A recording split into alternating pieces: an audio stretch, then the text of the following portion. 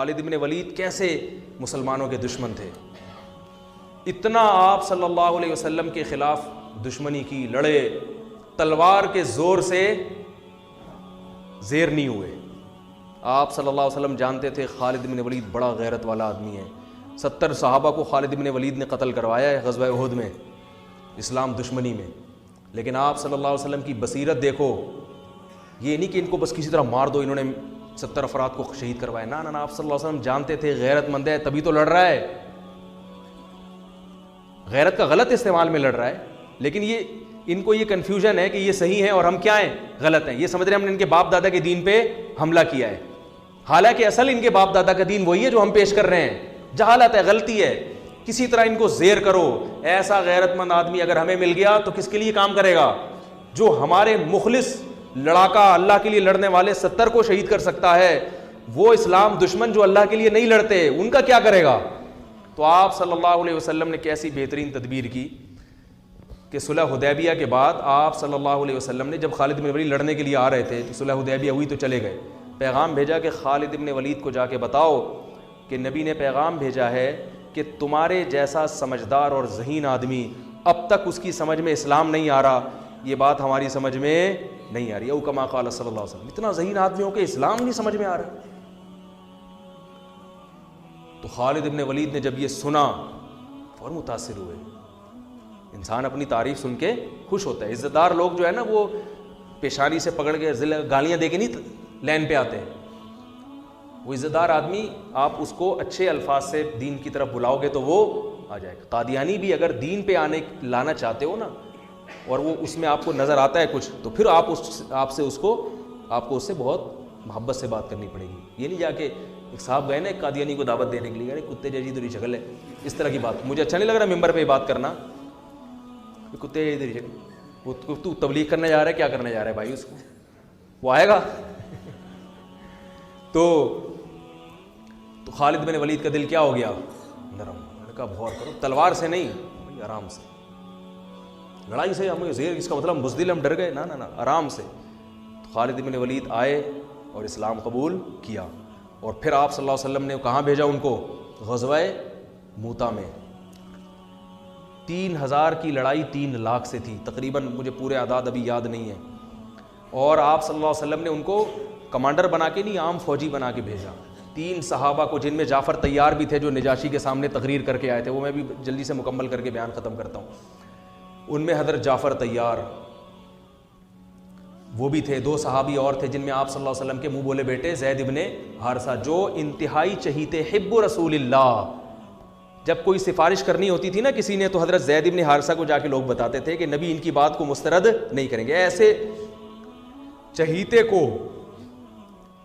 چہیتے کو آپ صلی اللہ علیہ وسلم نے میدان جنگ میں بھیج دیا کہ بھئی رومی حملہ کر رہے ہیں، 3 لاکھ کا لشکر ہے.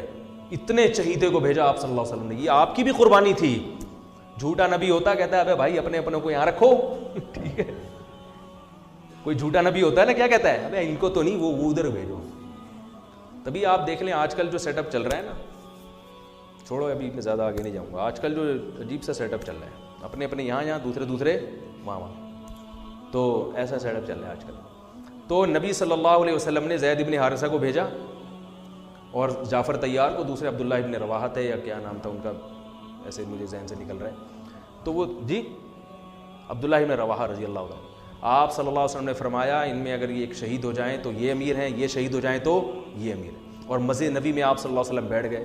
اب 3 لاکھ کا مجمع ہے اور ادھر تھوڑے سے لوگ ہیں، اور دفاعی جنگ تھی، یہ اقدامی نہیں تھی. ان کو مدینہ آنے سے روکنا تھا. رومی انگریز ہیں. رومی کون تھے؟ جن کو آج انگریز کہا جاتا ہے نا، یہ ان کی اولادیں، انہی کی اولادیں جن سے یہ صحابہ کی لڑائی ہوئی تھی.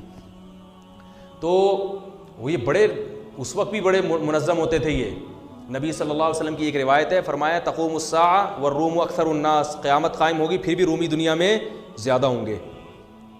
تو ایک تابعین نے جب یہ حدیث سنی انہوں نے کہا کہ یہ ساری قومیں دنیا سے ختم ہو رہی ہیں، اسلام کی تلوار کے نیچے آ رہے ہیں، رومی رہیں گے آخر تک. تو کوئی ان میں یقیناً کوالٹی ہوگی جس کی وجہ سے مسلمان ان کو قرب قیامت تک ہی، گورے تبھی تو دیکھو نا اب تک ہیں، اتنی بڑی بڑی طاقتیں ہیں. باقی روم اور فارس غائب ہو گئے، پتہ ہی نہیں کہاں. اتنی بڑی بڑی طاقتیں تھیں جو ان سے زیادہ مضبوط تھی رومیوں سے. تو انہوں نے جب اپنا خفیہ نمائندہ بھیجا نا کہ ان میں دیکھیں یہ کیا ان کی کوالٹی ہے جس کی وجہ سے یہ ایسی شکست نہیں ہوگی، ان کو ان سے جنگ رہے گی. تو انہوں نے یہ نوٹ کیا کہ ان کی کوالٹی یہ ہے. دیکھو صحابہ بھی سیکھتے تھے غیر مسلموں سے بھی، غیر مسلموں میں سے بھی سیکھتے تھے ان کے اندر کیا کوالٹی ہے، تاکہ وہ کوالٹی ہم اپنے اندر بھی پیدا کریں. کون سی بات ہے ان میں، تو وہ سیکھنے کے لیے گئے. تو جا کے دیکھا تو انہوں نے رپورٹ جو بنائی، جو رپورٹ پیش کی وہ یہ تھی کہ ان کو جب شکست ہو جاتی ہے تو یہ دوبارہ لڑائی اس وقت تک نہیں لڑتے جب تک اس شکست کے اسباب پہ غور کر کے اس سبب کو دور نہ کریں. وہ غلطی دوبارہ نہیں دہراتے یہ. اب دیکھو امریکہ افغانستان میں آیا، رشیا والا اسٹائل نہیں ہے امریکہ کا، اس لیے کہ اس کو پتا تھا کہ رشیا جس اسٹائل میں آیا تھا طاقت اور قوت کے بلبوتے پر زمین پہ فوج اتار کے پٹھانوں سے پنگا لے لیا اس نے، ہے بھائی، اور پٹ کے واپس جا رہے. اب ہم لوگ تو مسلمان ہیں نا، صحابہ کے طرز پہ تو ہم چل نہیں رہے، ہم تو وہی غلطی بار بار دہراتے رہیں گے، کرتے رہیں گے. ایک دفعہ وہ پٹ کے آیا، اب جاؤ تم بھی پٹ کے آ جاؤ. ہم تو یہ کرتے رہتے ہیں. ہمارے یہاں کوئی ایسا نہیں ہے کہ بیٹھ کے غور کرو بھائی یہ کیوں ہوا، ملک میں یہ نقصان کیوں ہوا، آئندہ نہ ہو لہذا اس کی تلافی ہو. جیسے بھی قادیانیوں کا جو بل پاس ہو گیا ایک دم سے قادیانیوں کی حمایت میں، تو اس پہ غور ہونا چاہیے ہوا کہاں سے ہے، اس پہ تسلی سے غور ہو کے پھر وہ لوگ سامنے آ جاتے، پھر آئندہ کے لیے ایسا نہ ہو. ان سب چیزوں پہ غور ہونا چاہیے نا.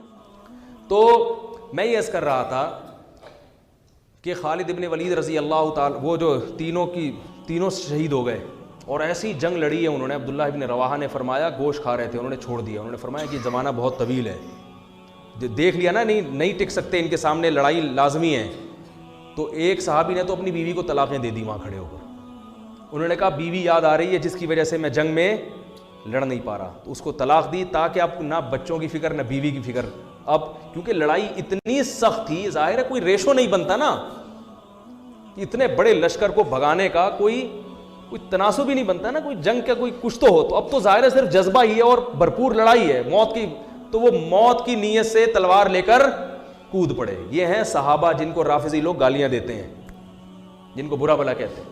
تو تلوار لے کر میدان جنگ میں کود پڑے اور شہید ہو گئے. ان کو چانس ہی نہیں تھا. تینوں جب شہید ہو گئے ہیں تو لوگ پریشان ہوئے کہ اب کس کو کمانڈر بنائے. تو لوگوں کی نظر آئی خالد ابن ولید پر کہ یہ میدان ہے، یہ 70 انہوں نے وہاں اتنی زبردست جنگ لڑی تھی تو یہاں بھی لڑ سکتے. اور آپ صلی اللہ علیہ وسلم مسجد نبی میں بیٹھ کر صحابہ کو یہ پورا واقعہ سنا رہے ہیں. اللہ نے بطور معجزہ آپ کے سامنے پورا وہ جنگ کا واقعہ آپ کے سامنے رکھ دیا. آپ صلی اللہ علیہ وسلم نے فرمایا عبداللہ ابن رواحہ شہید ہو گئے، حالانکہ بہت دور تھا یہ مدینہ سے، اور آپ صلی اللہ علیہ وسلم کی آنکھوں سے آنسو جاری. یہ معجزے کے طور پر آپ نے بتایا. پھر آپ نے فرمایا کہ جعفر طیار شہید ہو گئے، وہ بھی شہید ہو گئے. انہوں نے جھنڈا ہاتھ میں لیا اور وہ بھی شہید ہو گئے. اور آپ صلی اللہ علیہ وسلم کی آنکھوں سے جعفر طیار تو بہت زیادہ چہیتے تھے نبی صلی اللہ علیہ وسلم کو. حضرت علی کے بعد سب سے بڑا مقام اہل بیت میں حضرت جعفر طیار رضی اللہ تعالیٰ عنہ کا سمجھا جاتا تھا. تو آپ صلی اللہ علیہ وسلم نے صحابی کو خبر دی کہ جاؤ ان کی 4 بیویاں ہیں، ان کو جا کے اطلاع دو کہ وہ شہید ہو گئے ہیں. پھر ان کے بچوں کے سر پہ ان کے چھوٹے چھوٹے یتیم بچے تھے حضرت جعفر طیار کے، ان کے سر پہ آپ صلی اللہ علیہ وسلم نے پیار کیا. اور آپ صلی اللہ علیہ وسلم ان بچوں کا پھر بہت خیال کیا کرتے تھے. تو وہ عورتوں کے رونے کی آواز آئی، بڑا دلچسپ واقعہ ہے. پھر آپ صلی اللہ علیہ وسلم نے منع کیا کہ ان عورتوں کو کہو کہ اپنی آوازیں پست کریں، گھر کی 4 دیواری سے آواز ان کی باہر نہ نکلے. بڑے خوبصورت جوان تھے حضرت جعفر طیار اور نبی کے چہیتے تھے. اور غزوہ بدر میں حضرت جعفر طیار کی بڑی قربانیاں تھیں. جب یہ آیا ہے نا کافروں کا لشکر بدر میں سامنے، اور کافروں کے سردار آئے کہ حل میں مبارز کوئی ہے ہم سے لڑنے والا، یعنی پہلے ہم سے لڑے پھر ہم دونوں میں سے کوئی قتل ہوگا تو پھر جنگ شروع ہوگی. ایسے بھی تھے. تو ادھر سے کون آئے؟ پہلے کچھ انصاری صحابی آئے. تو وہ جو ولید ابن عقبہ تھا نا، ولید ابن عتبہ، اس نے کہا نہ ہمیں اپنے جیسا چاہیے. ہمیں کیسا چاہیے؟ قریشی سردار ہونا چاہیے جو میرے مقابلے میں آئے، پھر لڑائی کا مزہ آئے. یہ وہ بہادری ہے جو کس میں تھی؟ بولو نا بھائی، عربوں میں. تو ادھر سے پھر حضرت علی آئے، حضرت جعفر طیار آئے، حضرت حمزہ آئے. ادھر سے بھی 3 آدمی آئے، ادھر سے بھی 3. تو اس نے کہا نام اکفاؤنا، ہاں یہ ہیں ہماری قوم کے، ہمارے جیسے شیر ہیں، بہادر ہیں، لڑنا جانتے ہیں، ان سے لڑائی میں مزہ آئے گا. اور پٹ گئے تینوں. تینوں کیا ہو گئے؟ تو ادھر سے حضرت جعفر طیار جب آئے نا، تو یہ تو بہادری کی بات ہے نا بھائی. ادھر 313 ادھر 1000، اور لڑائی ایسے شروع ہو رہی ہے کہ دونوں میں سے جب تک ایک زندہ ہے لڑائی شروع نہیں ہوگی. اور اس میں کتنا 50% چانس ہے نا اپنے شہید ہونے کا, اور سامنے سے بھی پتا ہے کہ بہادر ترین آدمی آیا ہے. کمزور ہو تو آدمی کہتا ہے میں جاؤں یار, میں بسم اللہ کروں, بلکہ اس میں بھی نہیں جائے گا, وہ کیا یار پٹ پٹا ہی نہ جاؤں میں. تو ایسے صحابی تھے جعفر طیار, اور وہ غزوہ موتا میں نبی کے کیسے چچا زاد بھائی شہید ہو گئے. تو آپ صلی اللہ علیہ وسلم کی آنکھوں سے آنسو بہہ رہے ہیں, اور آپ نے فرمایا کہ وہ بھی شہید. پھر آپ کے جو چہیتے حب رسول اللہ, نبی کے چہیتے, حب کا ترجمہ اردو میں کیا ہوگا؟ چہیتا. کہتے ہیں نا بڑا چہیتا ہے, لاڈلا ہے, نبی کے لاڈلے, جن کو آپ صلی اللہ علیہ وسلم نے لے کے کئی سال پالا ہے, اتنی محبت دی کہ جب ان کے اصل باپ دادا آئے نا ان کو لے جانے کے لیے, تو انہوں نے کہا نہیں میں نہیں جاتا, میں ادھر ہی رہوں گا. اتنی محبت ہو گئی تھی.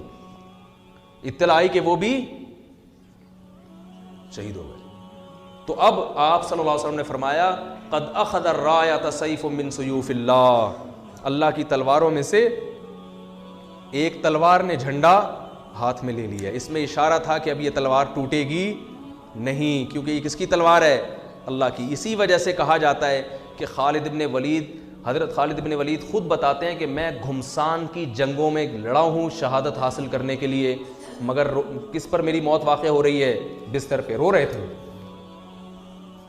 فرمایا کوئی ایسی جگہ میں نے چھوڑی نہیں ہے جہاں مجھے شہادت نظر آئی ہو اور میں گھسا نہ ہوں اس میں لڑتے ہوئے, مگر موت کہاں آ رہی ہے؟ بستر پہ. علماء نے اس کی وجہ بیان کی ہے کہ جس کو اللہ کے نبی نے اللہ کی تلوار کہہ دیا ہو تو یہ اشارہ ہے کہ اس کو شہادت نہیں مل سکتی, کیونکہ شہادت کا مطلب کافروں کے ہاتھوں قتل, اور کافر نے اللہ کی تلوار کو توڑ دیا, تو یہ نبی کی بات کیا ہو جاتی؟ غلط. تو حضرت جعفر طیار حضرت خالد ابن ولید فرماتے ہیں کہ ہم نے صبح سے لے کے رات تک لڑائیاں لڑتے رہے ہیں, صبح سے لے کے. اس لیے کہتا ہوں اللہ کے بندوں کچھ ایکسرسائز کیا کرو, خدا کے بندوں. صحابہ کتنا اسٹیمنا چاہیے. میں یہ نہیں کہہ رہا تلواریں چلانے کے لیے ایکسرسائز کریں, پھٹنے کے لیے کریں, اس کے لیے آرمی ہے, فوج ہے. جہاد کرنا ہے, جنگ لڑنی ہے, کس کو جوائن کرو؟ آرمی کو جوائن کرو, ملک کی حفاظت کرو. اپنے ہی لوگوں پہ جا کے پھٹ جانا یہ جہاد بولو نا بھائی نہیں ہے. لیکن یہ تو پتہ چلتا ہے نا کہ جب ملک کو ضرورت ہوئی, جب دین کو ضرورت ہوئی لڑنے کے لیے, مذہب کو ضرورت ہوئی لڑنے کے لیے, تو لڑنے کے لیے کچھ گدے پہ بیٹھ کے لڑائی سیکھو گے کیا؟ اور صحابہ کا اسٹیمنا کتنا تھا. صبح حضرت خالد بن الولید تلوار کتنی بھاری ہوتی کہ آپ اٹھا کے دیکھیں, وہ جو تلواریں تھیں وہ یہ قصائیوں کی چھریاں نہیں ہوتی تھیں, اتنی بھاری بھرکم تلواریں. فرماتے ہیں صبح فجر سے لے کے رات مغرب تک ہم تلواریں چلاتے رہے, اور میرے ہاتھ میں 9 تلواریں ٹوٹی ہیں, 9 تلواریں. اتنے لاکھ مجمع کے ساتھ لڑنا, اور کہتے ہیں میں اتنا قتل کیا ہے بندہ میں نے کہ ان کا اتنا زور تھا, مدینہ ہاتھ سے چلا جاتا صحابہ کے, مدینہ ہاتھ سے چلا, مدینہ کا دفاع تھا یہ. کہہ رہے اتنی تلوار چلی ہے کہ پھر وہ حضرت خالد بن جوش میں نا اشعار میں وہ پڑھا کرتے تھے. تو 9 تلواریں ٹوٹی ہیں, 9 تلواریں چلا چلا کے, تلواروں سے تلواریں مار مار کے ٹوٹی ہیں, پھر دوسری تلوار لیتے تھے. اور کہتے ہیں ہم پھر شاعری میں اپنی بہادری کے واقعہ بیان کرتے تھے کہ ہم نے جنگ کے موقع پر یا اس طرح تحدیث بن نعمت کے طور پر یہ بہادری بیان کرنا غلط نہیں ہے. تو بتاتے تھے ہم نے کھوپڑیوں کے مینار بنا دیے, کیونکہ 3 لاکھ سے مقابلہ اتنا قتل ہوا ہے, پھر وہ دشمن بھاگا ہے وہاں سے.